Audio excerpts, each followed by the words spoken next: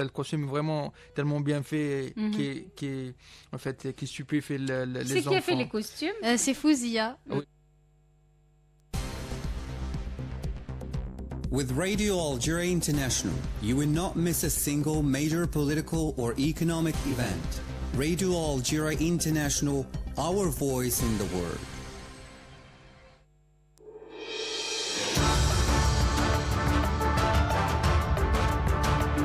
This is the English service of Radio Algeria International. It's time for the news.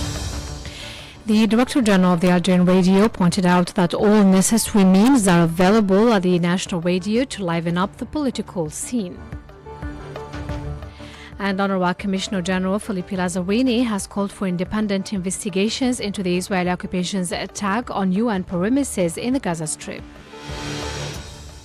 And France's new Popular Front has won the largest number of seats in the final round of snap parliamentary elections, leaving behind the remnants of President Emmanuel Macron's centrist camp and the far-right National Rally trailing in third place. Those were the major developments. Now the full news edition. Good afternoon. The Minister of Foreign Affairs and National Community Abroad, Ahmed Attaf, has signed the condolences register at the Russian embassy here in Algiers following the death of the ambassador of Russia to Algiers, Valerian Shuvayev, last week. The foreign minister expressed his condolences as well as the condolences of all the officials and employees of the foreign ministry to the family of the late ambassador and to all the members of the Russian embassy in Algiers, as well as the members of the Russian diplomatic body in Moscow and abroad. And Blida Local Radio has celebrated the 13th anniversary of its creation in the presence of the local authorities and the Director General of the Algerian Radio, Mohamed Baghali. The ceremony was held at the province headquarters in the presence of local civil and military authorities, with the local radio stations and sports team awarded national and province titles. In his speech delivered on the occasion, Mr. Baghali spoke of the role of the Algerian radio in informing the public, notably via developed digital platform and a number of social networks. Traditional media can no longer remain traditional. Digital spaces, in particular social networks, are full of destructive ideas and fake news.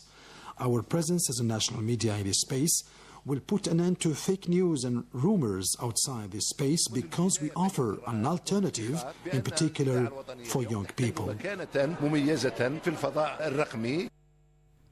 As for the presidential elections, he pointed out that various means had been made available to the national radio station to liven up the political scene. The 7th September presidential elections will be an opportunity to enshrine the new Algeria, an Algeria of freedom, democracy, growth, stability, security and unity. The national radio is used to put in all the material and human resources at its disposal. As you know, today we contribute greatly to animating the political scene through a large number of programs and seminars. We are just a few weeks away from the start of the election campaign, and we will be there too, helping to ensure that the candidates' voices are heard in areas where programs are in competition with each other. The meeting was also marked by the signing of agreements with economic institutions and executive bodies. According to the Independent National Election Authority, 34 candidates for the presidential election scheduled for September 7th have withdrawn their individual signature application forms. The operation to collect individual signature application forms is continuing at the ANI's headquarters at the Palace of the Nation here in Algiers. The Election Authority will continue to examine the applications until July 27th, when the final list of candidates will be announced and their applications sent to the Constitutional Court for final validation. The Secretary General of the Post and Telecommunications Ministry, Mr. Abdul Wahab Barra, has reiterated here in Algiers Algeria's commitment in favor of the implementation of the Trans-Saharan Fiber Optical Backbone project, with the completion of the deployment of almost 2,600 kilometers of fiber optic cable. Marine Barshi has the details. Speaking at the opening of the 5th session of the Trans-Saharan Fibre Optic Dorsal Liaison Committee, TSB, attended by representatives of the African countries concerned, Mr. Barra emphasized Algeria's commitment to making this project a reality, recalling the completion of work to deploy almost 2,600 kilometers of fibre optic cable. The Algerian part of the project is currently underway with a stretch of almost 2,600 kilometers of fibre optical cable stretching to the borders from the capital Algiers to N'Gazam, in addition to the extension of another line to Tindouf. So it's of particular importance for Algeria to help all the countries in the region to develop the backbone.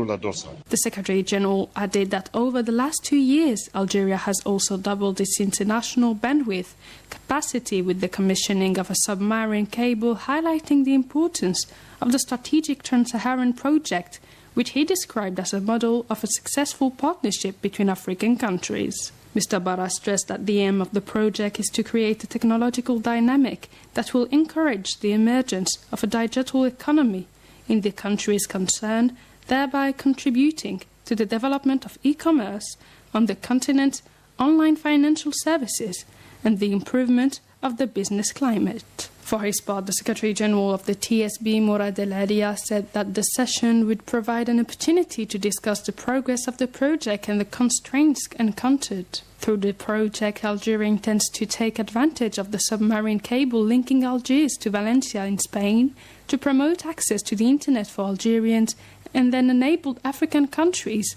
with no coastal bandwidth to benefit from the same services. The Trans-Saharan Fibre Optic Backbone project linking Algeria, Nigeria, Chad, Mali and Mauritania is part of the new Partnership for Africa's Development (NEPAD) initiative. 2:37 minutes Algiers time. You're still listening to Radio Algeria International, and now to the Palestinian Authority issue. The UNRWA Commissioner General Philippe Lazzarini has called for independent investigations into the Israeli occupation's attack on UN premises in the Gaza Strip. The details with Mariam Barshikan. The UNRWA Commissioner General Philippe Lazzarini said the school that was hit in the middle areas was home to nearly 2,000 internally displaced, and dozens of casualties were reported following the attack. The UNRWA Commissioner General said since October, more than half, or 190 of UNRWA facilities have been hit, some multiple times and some directly. He added that as a result of these attacks, 520 people were killed and nearly 1,600 were injured while seeking home safety, with too many being women and children. Lazzarini said those responsible must be held accountable for violating international law. The UNRWA Commissioner General called for a ceasefire, adding that the longer this war goes on, the deeper the rift will become and the more suffering people will endure. Meanwhile, the Organization of Islamic Cooperation strongly condemned the attacks against the UN school in the Nusayrat refugee camp, describing it as the continuation of crimes of genocide committed by the Israeli occupation in the Gaza Strip. The Islamic Organization said these crimes constitute a flagrant violation of the provisions of international humanitarian law, the Geneva Conventions and resolutions issued by the International Court of Justice. The OIC also called for an investigation of the crime and all war crimes committed by the Israeli occupation in the Gaza Strip, including targeting UNRWA employees and facilities, displaced persons in its headquarters, and health and humanitarian workers, and holding the perpetrators accountable and prosecuting them. The Israeli attack against an UNRWA school also triggered condemnations from several countries. Kuwait, Egypt and Jordan condemned the Israeli attack on the school affiliated with the UNRWA. Let's recall that the attack killed 16 people and injured scores more. Located in the Nusayrat refugee camp, the school was housing thousands of displaced Palestinians, seeking shelter from Israeli assaults on the enclave. The majority of those killed were women and children. And in reaction to the Israeli attack against the UNRWA school, the representative of the Hamas resistance movement in Algeria, Youssef Hamdan, said the Israeli occupation aims through this dangerous escalation to put pressure on the people and on the Palestinian resistance. ما يجري في قطاع غزة هو تصعيد خطير. What is happening in the Gaza Strip is dangerous escalation by the Nazi Zionist occupying forces which target our Palestinian people and the displaced people in the refugee centers in the schools of the UNRWA agency. The Nazi Zionist army aims through this dangerous escalation to put pressure on the people and the Palestinian resistance at a time when the negotiations are underway among the negotiators to reach a ceasefire and a prisoners exchange deal. The Israeli occupation thinks that by continuing these massacres, it can limit the choices of the resistance or put pressure on the people. We urge all sides to shoulder the responsibility as the occupation is taking the advantage of the fact that the world got used to the ongoing situation. We would like to stress that we cannot leave our Palestinian people alone under the current oppression and denial of access to the media. These massacres are being committed in front of the whole world, but they will not succeed to deal a blow to the will of our people or the will of our brave resistance. The resistance will keep defending our Palestinian people and our land, and the wrongdoers will come to know what evil end they will meet. Let's recall that 16 people were killed and scores of others were injured in an Israeli attack that hit a UN school, housing thousands of displaced Palestinians seeking shelter from Israeli assaults in the Gaza Strip. And scores of Palestinians were killed and wounded in new bombardments carried out by the Israeli occupation against several districts of Gaza, causing thousands of people to flee the area. Palestinian sources affirmed that the intense fighting taken place in the area after the Israeli soldiers assaulted several districts of Gaza City had made it difficult for civil defense units to reach the area. According to eyewitnesses, the Israeli tanks backed by airstrikes entered the area while others took positions in Gaza's districts. This came as the Israeli occupation ordered Gaza's inhabitants to evacuate 2 districts in the city center, adding to the sufferings of the Palestinians. According to the UN, 80% of the population of Gaza, estimated at 2.5 million, has been displaced by the Israeli onslaught on the enclave that faces lacks of food and water.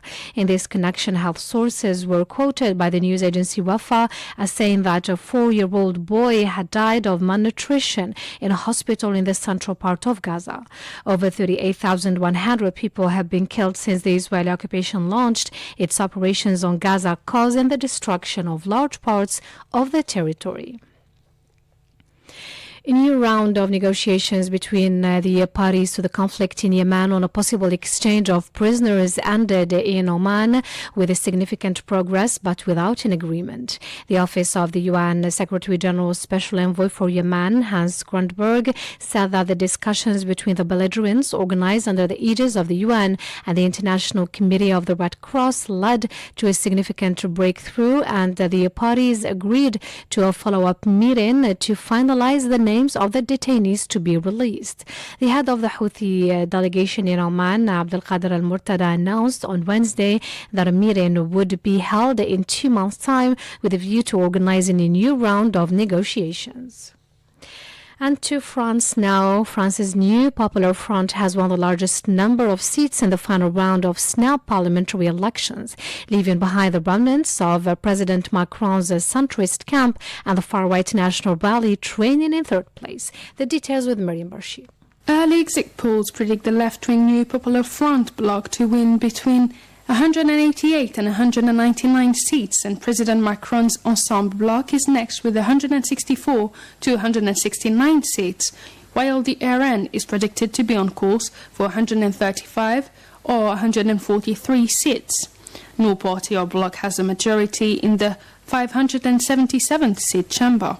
It's a staggering result for a closely fought election that has left the country without a clear candidate for Prime Minister and a hastily assembled broad leftist coalition without an absolute majority that would allow it to push through its ambitious program. After finishing first in the opening round of France's legislative elections, the far-right National Rally, RN, is trailing third in the final round, estimated to have won between 138 and 145 seats in the National Assembly, alongside a splinter group of renegade conservatives from Les Républicains. In the first rounds of France legislative elections, Macron's camp found itself flattened between the hastily assembled left-wing alliance and the far-right flush, with Victory receiving less than 21% of the vote, far behind the RN, which won almost a third of the votes cast. His ruling coalition also trailed behind the new Popular Front NFP, a broad alliance of the left-wing fronts and both Socialist, Greens and Communist,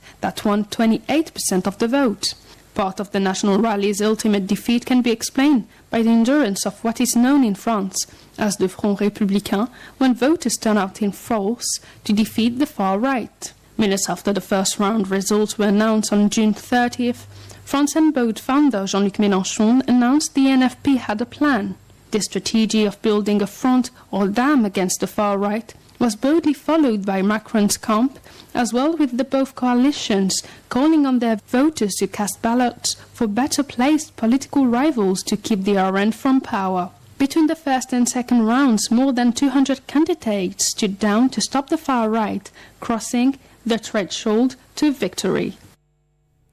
And French President Emmanuel Macron has asked his Prime Minister Gabriel Attal, who has presented his resignation, to stay for the moment in order to ensure the stability of the country. This came following or after the second round of legislative elections marked by the victory of the left-wing union parties ahead of the presidential bloc and the far right. And the UN experts have described in a new report the territorial conquest of the Rwandan army in the east of the Democratic Republic of the Congo, alongside the M23 rebels, including training camps, missile launchers, the deployment of 3,000 to 4,000 soldiers, forced recruitment of children, and systematic firing on urban areas. The researchers mandated by the UN Security Council estimate in the 6-monthly report that Rwandan officers have taken control and direction of M23 rebel operations. The experts accused the Rwandan authorities of violating the integrity and sovereignty of the DRC and hold them responsible for the actions of the M23 rebel through their support. You're still listening to Radio Algeria International, 2:47 minutes Algeria's time, and back to the country now. Participants to a meeting organized by the General Directorate of Customs have commended the vital role of customs in terms of the protection of national economy and achievements accomplished by customs officers in various areas since the recovery of national sovereignty. Majid Mila has the details. On the occasion of the 62nd anniversary of Youth and Independence Day, the Minister of Finance, Laziz Faid, praised the vital role of the Algerian customs and the permanent presence of their units across the land, sea, air borders. The Minister of Finance also praised the honorable achievements accomplished by the officers of Algerian customs in many areas, emphasizing that they demonstrated competence on the ground and made considerable efforts to serve and protect national economy and citizens against all forms of security attacks that target the country's stability. The Minister of War, Veterans and Right Holders, Laïd Biga, for his part described customs as protectors of the national economy. He said the customs body deserves recognition and gratitude, given that many customs officers were martyred while doing their national duty. The Director General of Customs, Major General Abdelhafid Bakhouch, for his part, stressed the national customs attachment to commemorating Algerians' historical events, to draw inspiration from the values of resistance and loyalty of belonging to the homeland to fulfill their duties with devotion.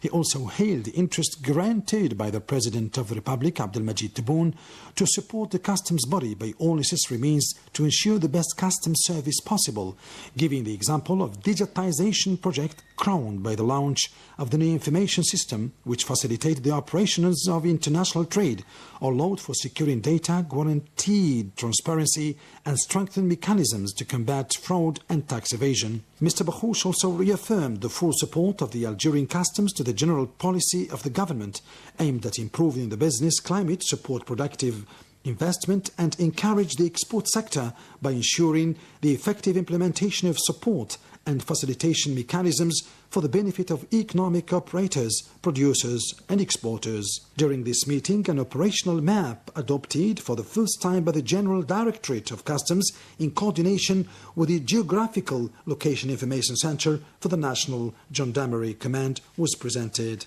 The map makes it possible to cover the field work of the different units and monitor the interventions of all customs teams by displaying the local of all regional directorates, customs divisions, operation units and border posts scattered across the national territory. The ceremony was also an opportunity to pay tribute to several personalities, notably the war veteran and former minister Zhour Wunisi and the war veteran and former minister Mahyiddin Amimour, as well as the customs teams having achieved quality seizures and remarkable results.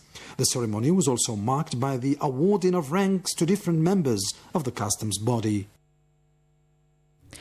15 minutes Algeria's time. We're still listening to Radio Algeria International, and I invite you now to listen to a program devoted to the Algerian community abroad.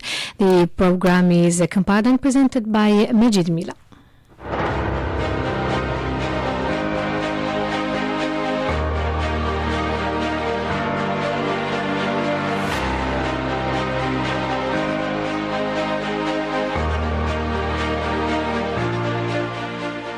Hello and welcome on Radio Algeria International. Today's special program is devoted to our national community living abroad.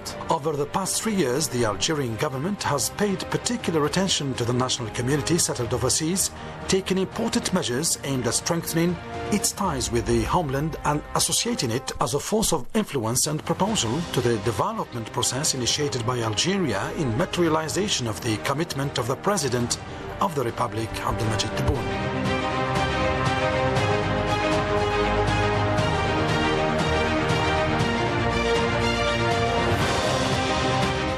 These commitments aim to protect the national community abroad and promote its participation in the national renewal.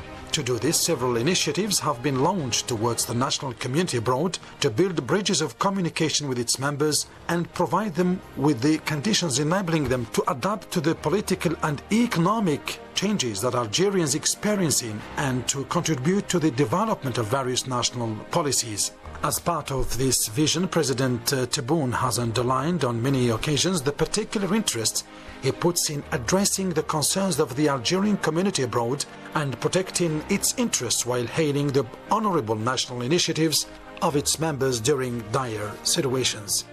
Je souhaiterais, مع Simoula, مع le chef du gouvernement, qu'on fasse au moins une fois par an des assises de l'immigration algérienne dans tous les secteurs. Ça va de la médecine jusqu'à la petite entreprise, en passant par beaucoup de choses.